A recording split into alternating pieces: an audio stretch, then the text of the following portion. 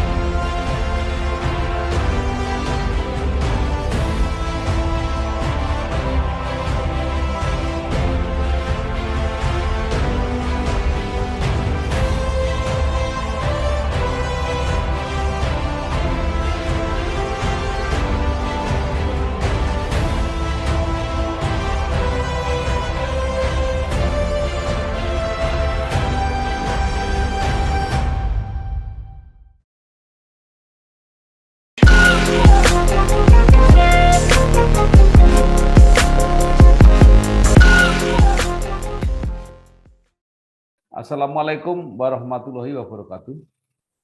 Waalaikumsalam warahmatullahi wabarakatuh.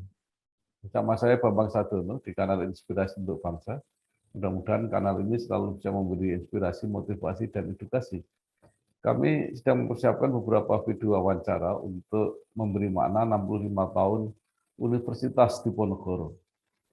Kami merencanakan wawancara ini akan dibukukan untuk meneruskan buku pertama yang sudah terbit. Saat ini saya sudah bersama dengan salah seorang alumni Fakultas Hukum Universitas Diponegoro untuk program S2, yaitu Bapak Muhammad Najih, SHM PSD. Beliau sekarang menjabat sebagai Ketua Ombudsman Republik Indonesia. Pak Muhammad Najih ini lahir di Lamongan 17 Mei 1965. Apa kabar Pak Najih? Baik, alhamdulillah. Semoga juga Pak Bambang sehat. Sehat, alhamdulillah. Ya. Pak Najih mungkin bisa cerita pengalaman dan kenangan ketika mengikuti program S2 Fakultas Hukum ya, di Universitas Diponegoro. Ya.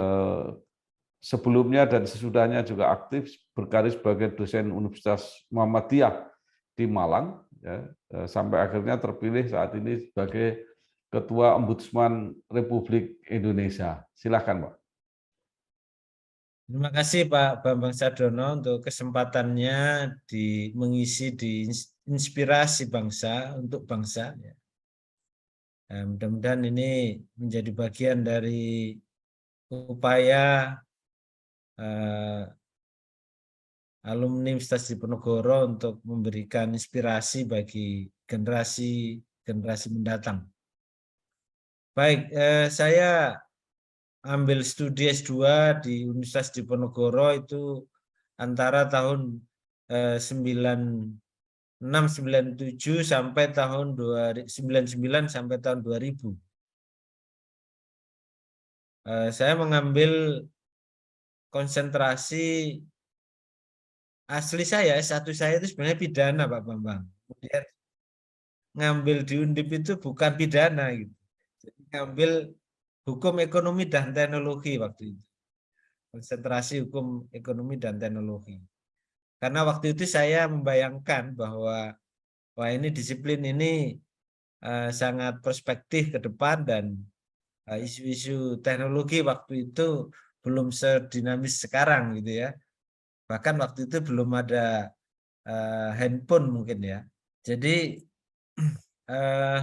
saya ngambil konsentrasi hukum ekonomi dan teknologi dengan harapan bahwa pemahaman saya tentang hukum pidana itu saya anggap sudah memadai, dan kemudian saya perlu menggali dari aspek hukum dan teknologinya.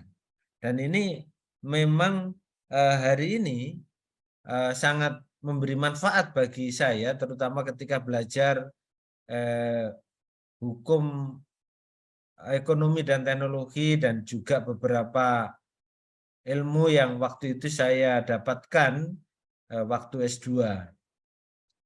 Dan banyak dosen-dosen yang luar biasa, terutama waktu itu saya masih ingat ya di pelajaran filsafat ilmu itu oleh Profesor Saharjo Sastro Saharjo, kemudian Profesor Sacipto Raharjo, dan profesor-profesor yang lain ya, termasuk tesis saya itu dibimbing oleh Profesor Sacipto Raharjo gitu.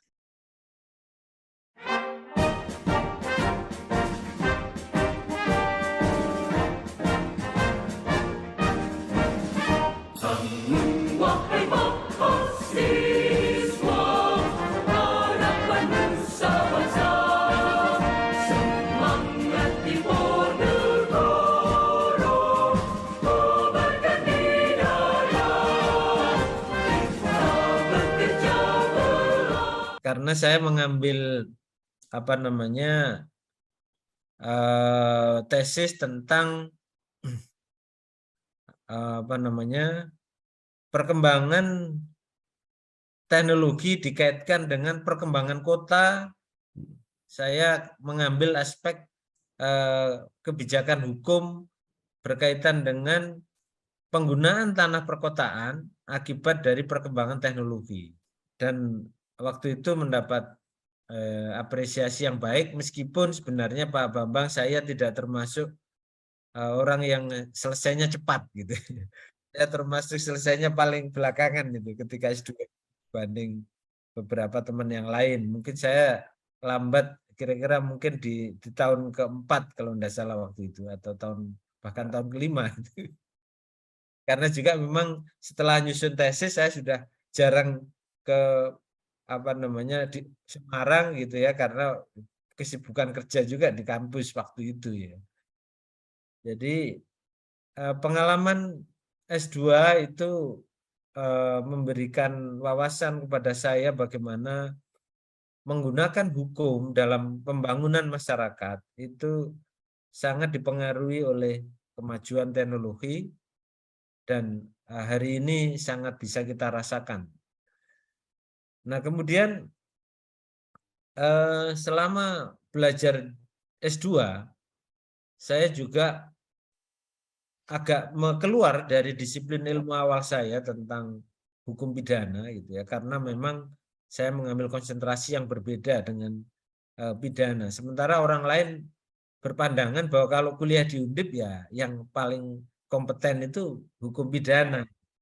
Nah, di sana ada pertama legasi dari Profesor Sudarto, yang diteruskan oleh Profesor Muladi, Profesor Bardan Nawawi Arif ya. Dan itu menarik sekali gitu. Meskipun saya tidak berinteraksi langsung dengan mereka, tapi dengan Profesor Barda saya juga, meskipun saya belajar hukum ekonomi dan teknologi, tapi pernah sesekali waktu berdiskusi dengan beliau kaitannya dengan masalah penggunaan hukum dalam perkembangan masyarakat. Terutama dengan Profesor Sacipto Raharjo ya, yang itu sebagian besar pengalaman yang saya alami ketika S2 di Universitas Diponegoro. Kemudian apakah diteruskan di S3-nya kalau nggak salah di Malaysia, Pak ya? Saya ngambil S3 itu setelah kembali S2 tahun 2000, kemudian setelah itu saya sibuk di kampus, di struktural dan juga ngajar, dan memenuhi kewajiban Tridharma perguruan tinggi, sampai kemudian saya ngambil S3 itu tahun 98. 98 saya berangkat, tapi ini karena kuliah apa namanya by riset gitu ya, sehingga kalau di Malaysia itu kebanyakan by riset. Jadi ngambil ada mata kuliah hanya metodologi dan bahasa, kemudian selanjutnya itu sudah sering meninggalkan Malaysia gitu. Ini juga yang membuat studi saya juga termasuk tidak cepat selesai.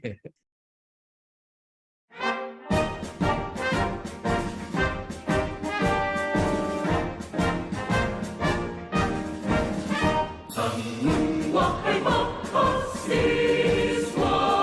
harapan nusa bangsa, semangat timur negara, kobarkan hidayah, kita bekerja keras. Nah, kemudian bagaimana ceritanya bisa sampai ke ombudsman, Pak? Iya, jadi saya ngambil studi di Malaysia itu sebenarnya konsentrasi saya itu lebih ke arah sebenarnya meneruskan aja, tapi kalau di S2 itu kan perkembangan hukum dan pengaruh teknologi. Tapi kalau di S3 saya konsentrasinya lebih kepada apa namanya politik hukum, Pak Bambang Sadrono. Jadi lebih kepada politik hukum, tetapi kembali ke hukum pidana saya. Jadi politik hukum dalam artian penggunaan hukum pidana dalam penanggulangan tindak pidana korupsi. Jadi politik hukum, penggunaan hukum pidana dalam penanggulangan korupsi dalam perspektif perumusan norma-norma tindak pidana korupsi, kemudian rumusan mengenai sanksi dan bagaimana implementasinya dalam putusan-putusan pengadilan waktu itu kalau tidak salah. Jadi terjadi disparitas atau putusan-putusan pengadilan terjadi disparitas dan itu apa namanya bertolak belakang dengan politik hukumnya. Politik hukumnya itu kan ingin membangun bahwa hukum pidana digunakan untuk memberi sanksi pidana kepada pelaku-pelaku tindak pidana korupsi dengan supaya korupsi itu berkurang. Tetapi dalam implementasinya putusan-putusan pengadilan itu ternyata terjadi disparitas. Artinya perbedaan putusan antara pengadilan A dan pengadilan B, meskipun dalam ranah peradilan khusus tipikor, tetapi ternyata semangatnya itu berbeda dengan rumusan tindak pidana korupsinya. Itu yang pertama. Yang kedua, bahwa penerapan sanksi itu tidak membuat pelaku-pelaku tindak pidana itu tidak melakukan korupsi ulang. Karena dari kajian saya waktu itu, ternyata hukum pidana yang diterapkan di negara kita ini berpotensi untuk terjadinya residif terhadap tindak pidana korupsi, dan itu banyak dibuktikan beberapa kasus putusan.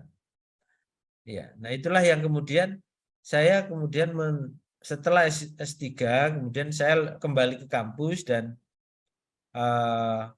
menekuni isu-isu anti korupsi dan bergaul dengan civil society, NGO di bidang anti korupsi, sambil saya juga tetap jadi dosen di UMM. Kemudian setelah saya selesai S3 itu malah banyak berkecimpung di kalangan praktis gitu ya. Jadi di universitas saya ditunjuk menjadi kepala Biro Bantuan Hukum BKBH.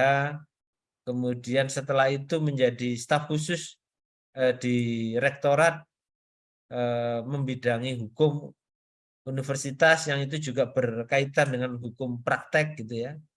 Karena menangani masalah-masalah hukum yang dihadapi oleh kampus, dan juga di masyarakat saya terlibat dalam organisasi-organisasi sosial di bidang gerakan anti korupsi seperti Malang Corruption Watch, kemudian juga majelis hukum di pimpinan Muhammadiyah. Jadi Itulah yang kemudian interaksi saya kemudian menjadi semakin luas, dan pada saat tahun 2021 ada informasi tentang pendaftaran anggota Ombudsman, saya kemudian tertarik untuk mencoba sebenarnya. Jadi mencoba untuk ikut mendaftar, kemudian proses mulai dari proses seleksi administrasi sampai tes tulis, tes buat makalah, kemudian tes assessment, self assessment atau psikologi, kemudian tes kesehatan, wawancara, sampai masuk ke 18 besar.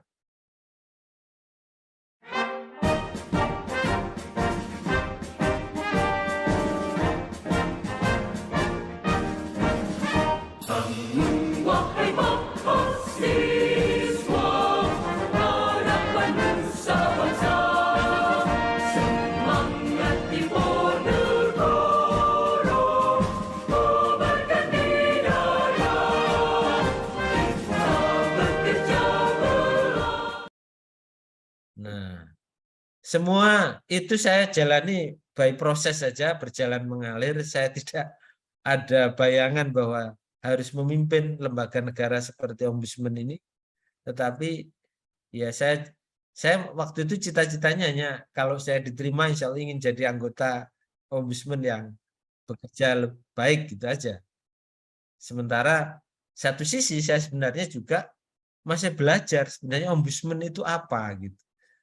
Jadi itu proses yang ya saya jalani kurang lebih proses itu 6 bulan ya.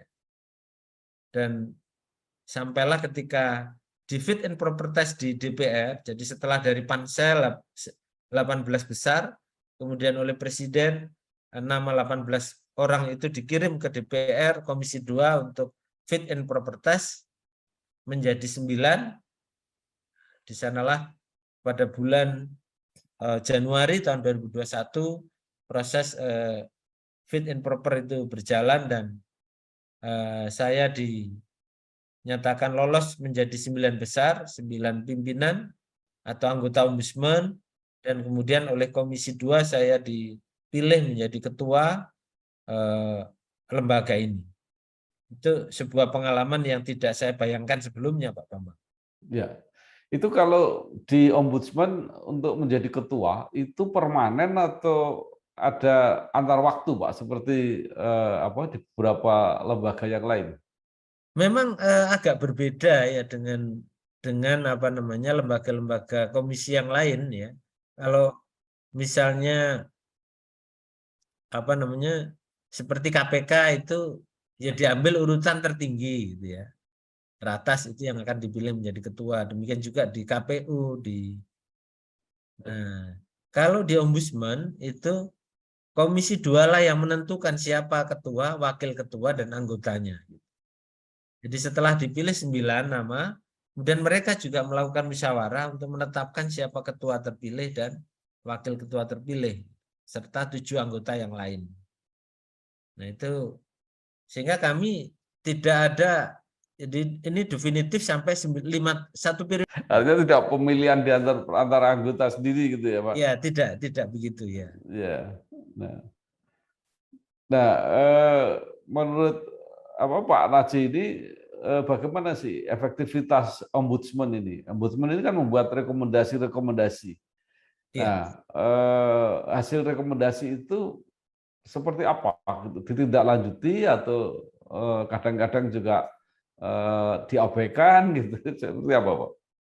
Pak Bambang, jadi Ombudsman ini adalah salah satu state auxiliary body yang termasuk anak kandung dari reformasi. Jadi berdasar TAP MPR nomor 8 tahun 2001 memang ada perintah di dalam TAP MPR itu bahwa pemerintah negara harus membentuk lembaga yang namanya Ombudsman.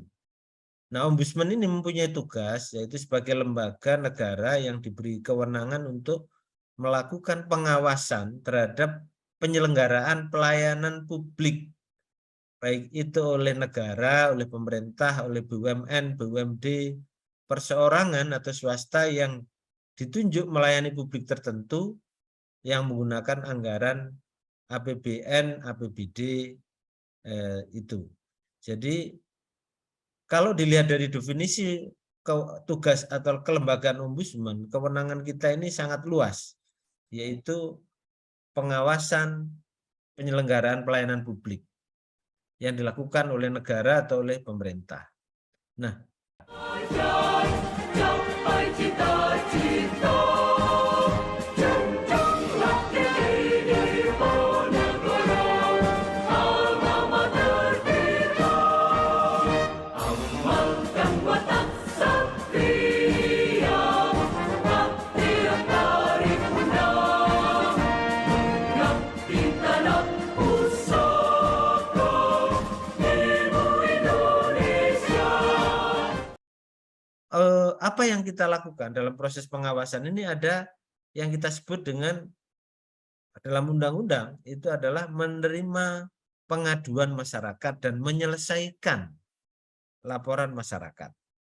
Jadi tugas kami ketika ada pengaduan berkait dengan pelayanan publik, maka ombudsman kemudian melakukan tugas pemeriksaan, memanggil, meminta bukti, dan seterusnya. Kemudian kita setelah hasil pemeriksaan itu kita akan mengambil sampai kepada satu kesimpulan apakah ada yang namanya perbuatan maladministrasi atau tidak oleh penyelenggara pelayanan publik. Kalau ada maladministrasi, maka ombudsman pada tahap pertama yang dilakukan adalah memberikan namanya tindakan korektif. Jadi mengoreksi penyelenggara pelayanan publik ini terhadap keluhan publik ini agar kekurangan kelemahan-kelemahannya dipenuhi. Baik itu dari aspek kelemahan regulasi maupun kelemahan dari aspek pelayanan.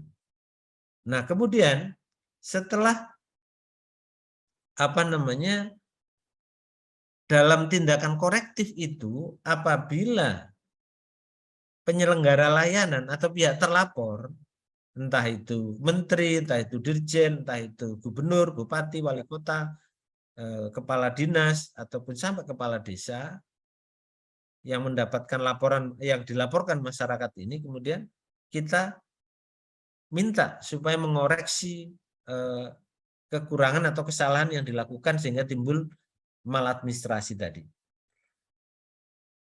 Nah, apabila tindakan korektif ini tidak dilaksanakan sesuai batas waktu yang kita berikan, ada tahap pertama itu 30 hari, kemudian tahap kedua nanti ada namanya tahap resolusi monitoring.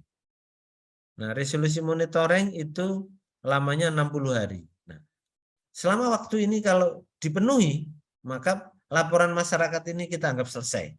Karena tugas ombudsman adalah menyelesaikan laporan. Jadi jangan sampai keluhan masyarakat tidak dipenuhi. Itu langkah yang pertama.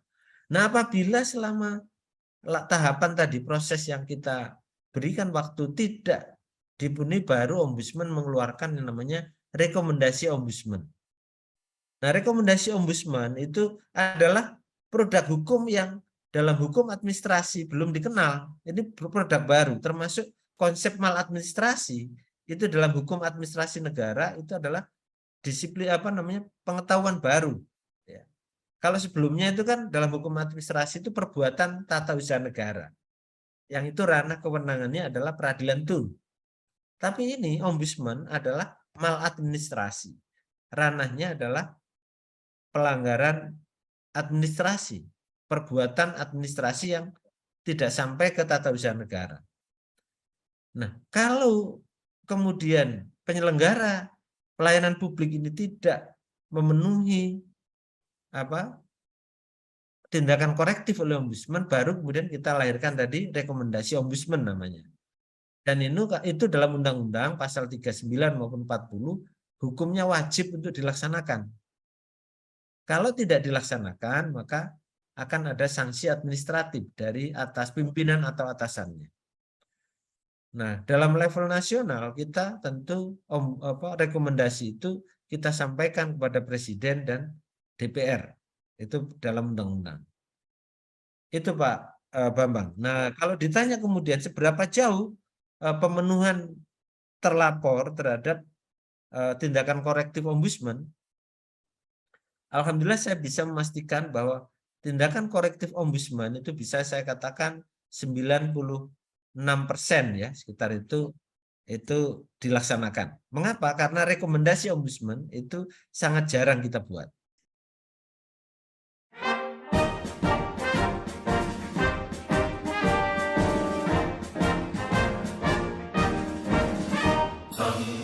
Wahai mahasiswa, harapan nusa bangsa, semangat timur negara, kobarkan di dada, kita bekerja berat. Supaya tidak terjadi maladministrasi, mestinya kan ada upaya pencegahan. Nah, ombudsman punya kewajiban itu enggak, Pak? Artinya melakukan sosialisasi atau literasi supaya ini lembaga yang melakukan pelayanan publik ini mengerti apa yang bisa nanti dinyatakan sebagai maladministrasi.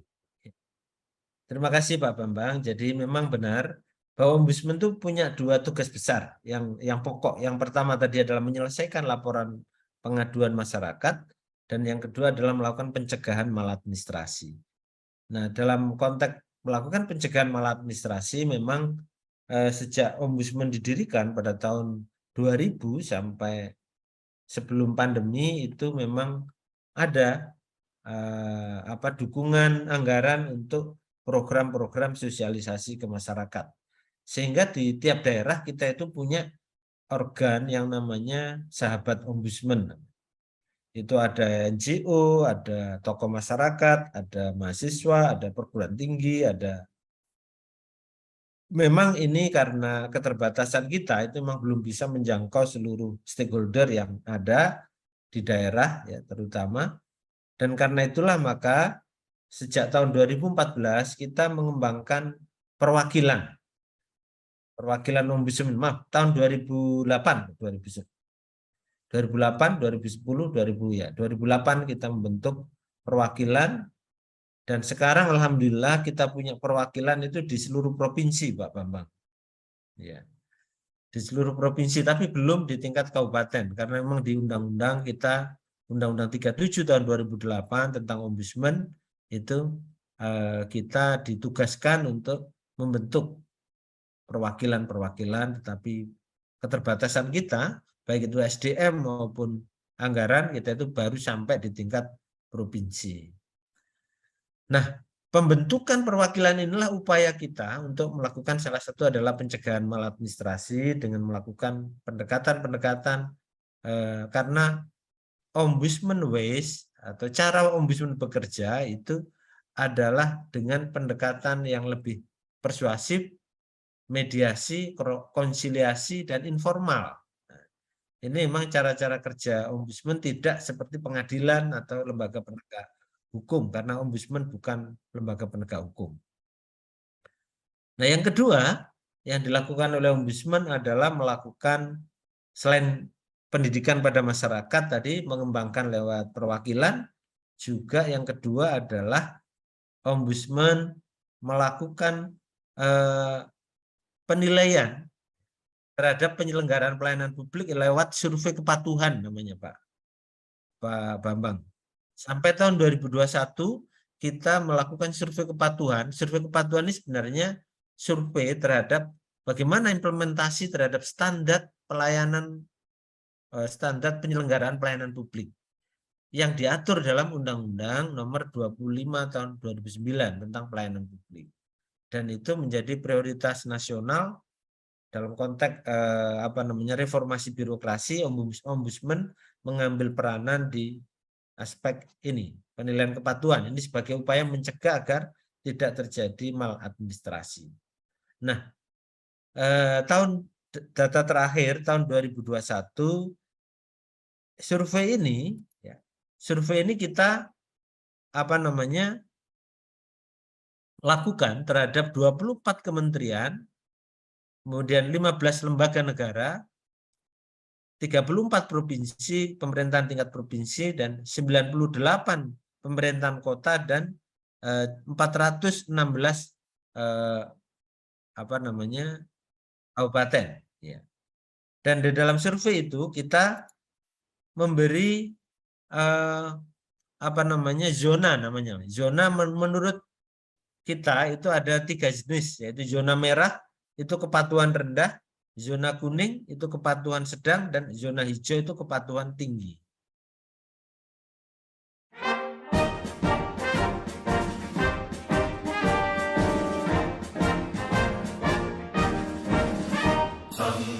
Wahai mahasiswa, harapan nusa bangsa, semangat timur negara, kobarkan di darat, kita bekerja belah. Nah, tahun 2021 dari 34 provinsi itu yang mempunyai zona hijau itu ada 13 provinsi, sedangkan zona kuning 19, zona merah ada 2. Sedangkan untuk kota dari 98 kota itu 34 masuk zona hijau, zona kuning 61 dan zona merah ada 3. Sementara untuk kabupaten yang paling memprihatinkan dari 416 kabupaten kota itu 87 masuk zona merah itu sekitar 21%. Dan 226 kabupaten masuk zona kuning atau 54%, dan 103 kabupaten atau 24% itu masuk zona hijau. Jadi dari sini kita bisa lihat potret penyelenggara pelayanan publik di tingkat pemerintahan daerah itu zona kuning yang paling tinggi. Nah, ini menggambarkan bahwa kepatuhan penyelenggara pelayanan publik terhadap standar saja, standar itu misalnya aspek dasar hukumnya, kemudian aspek transparansinya, aspek keterpaduan, aspek sarana, aspek ketersediaan sumber daya manusia, itu masih sangat perlu terus ditingkatkan, artinya masih sangat kurang. Itu Pak Bambang, dan dengan survei ini, pemerintahan daerah kemudian terpacu untuk memperbaiki kualitas pelayanan publiknya, misalnya dengan dibangunnya mall pelayanan publik, kemudian dibangunnya PTSP di Dinas Pelayanan Terpadu, Sistem Terpadu, dan sebagainya. Ini kemudian di beberapa daerah yang sudah hijau itu, mall pelayanan publiknya bagus-bagus, gitu. Dan itu memudahkan masyarakat, bahkan ada yang sampai membentuk di tingkat kecamatan, ada yang sampai datang secara mobile ke desa-desa, dan inovasi pelayanan publik menjadi maju. Dengan begitu maka kelemahan-kelemahan selama ini tentang pelayanan publik itu semakin hari semakin berkurang, semakin baik maksud saya, dan maladministrasinya juga semakin berkurang. Itu Pak Bapak. Ya, nah, tadi salah satu yang contohnya yang di tingkat kabupaten, Pak ya, itu mayoritas ternyata kuning ya, dan Ya. Kemudian merahnya juga masih 20%-an lah kira-kira. Nah, itu maknanya apa, Pak? Artinya apakah itu cukup, artinya dampak terhadap masyarakat itu cukup buruk gitu kalau pelayanannya kuning itu? Betul. Jadi kalau kuning dan merah itu kecenderungan bahwa aspek input dari penyelenggaraan pelayanan, mulai dari SDM-nya, kemudian sarananya itu masih belum terpadu, belum menggunakan sistem yang baik, dan masih menyusahkan masyarakat, dan masih banyak dijumpai di situ, misalnya adanya pungli, adanya penundaan berlarut, pekerjaan yang mestinya selesai dalam waktu sehari 2 hari bisa berminggu, 1 minggu, 2 minggu, dan sebagainya. Kemudian yang kedua aspek prosedur. Nah, prosedurnya ini kalau pelayanan yang sudah baik itu jelas, ada alur yang jelas. Orang kalau mengurus perizinan, mengurus KTP, mengurus kebutuhan administrasi kependudukan itu tidak ribet gitu ya, artinya mudah karena sudah dibantu oleh sarana teknologi, dibantu oleh alat, dibantu oleh pegawai yang terampil dan sebagainya. Nah, itu dari aspek prosedur. Nah, kemudian yang berikutnya adalah aspek output, luaran, misalnya kepastian waktu, bahwa di sana informasinya jelas, ada gratis apa tidak, batas waktunya, misalnya oh ngurus ini berapa lama. Itu di beberapa PTSP sudah maju sekarang dengan informasi-informasi masyarakat, sehingga ada kepastian hukum di sana. Oh, saya ngurus ini butuh waktu sekian. Dan yang keempat itu aspek bagaimana pendapat masyarakat, kepuasan masyarakat. Empat informasi inilah yang menjadi rambu kita untuk melihat bagaimana standar pelayanan dilaksanakan oleh penyelenggara pelayanan. Capai cita-cita, jenjanglah tinggi negara, alma mater kita, amalkan watak satria, bakti yang paripurna, mengabdi tanah pusaka, ibu Indonesia. Ya, jadi bisa dikatakan bahwa sekitar 24% layanan publik di tingkat baru 24% layanan publik di tingkat kabupaten yang cukup ideal gitu kira-kira Pak, yang cukup baik. Betul, iya. Ya, oke. Baik. Sekarang kita kembali ke Undip, Pak. Jadi apa sebenarnya yang paling Bapak rasakan ketika belajar di Undip, dan bagaimana setelah sekarang lulus komunikasi, interaksi, kerjasama dengan sesama alumni Undip, dan terakhir apa saran dan harapan ya, supaya para lulusan Undip ini benar-benar bisa diterima di lapangan gitu. Monggo Pak. Sebenarnya saya secara interaksi komunikasi dengan teman-teman sesama alumni itu tidak kendor gitu ya. Bahkan ketika saya ngambil S2, S3 di Malaysia itu hampir beberapa teman itu alumni Undip gitu. Baik itu yang S2 maupun S3. Seperti kalau yang dosen itu saya dengan Bu Rofah kalau tidak salah namanya, Bu Rofah Setiawati kalau tidak salah, sekarang di konsentrasi hukum Islam kalau tidak salah, atau ekonomi Islam. Kemudian ada juga alumni-alumni S2 ya.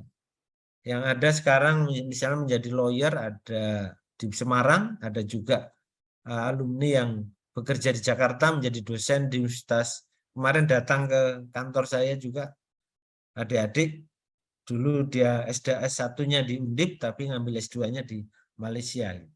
Kemudian juga kalau di Malang itu banyak sekali alumni-alumni Undip yang baik itu di Universitas Brawijaya, Universitas Widyagama, Universitas Muhammadiyah ya.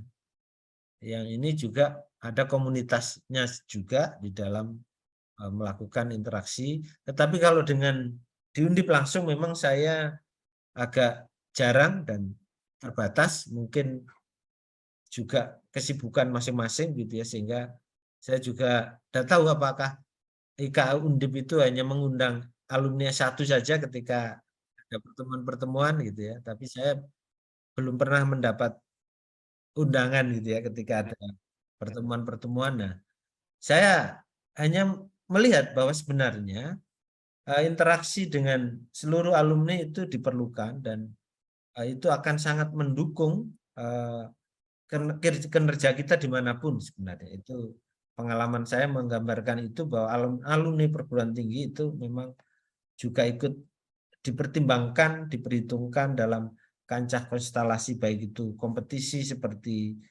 dalam mengikuti seleksi-seleksi lembaga-lembaga negara ataupun dalam konteks yang lain. Nah, menurut saya memang potensi ini harus terus dikembangkan agar pride nama kelembaga atau nama kampus itu menjadi bagian dari sejarah individu-individu itu, sehingga wajar kalau kemudian kampus juga ikut berbangga jika alumni-alumninya itu memiliki prestasi-prestasi atau capaian-capaian yang ada di masyarakat. Ya, baik.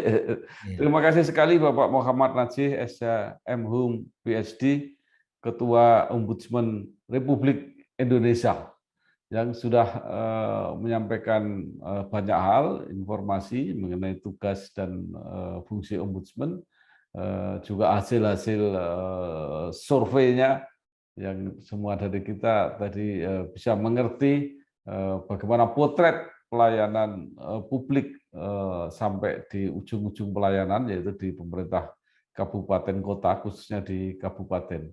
Sekali lagi terima kasih Pak.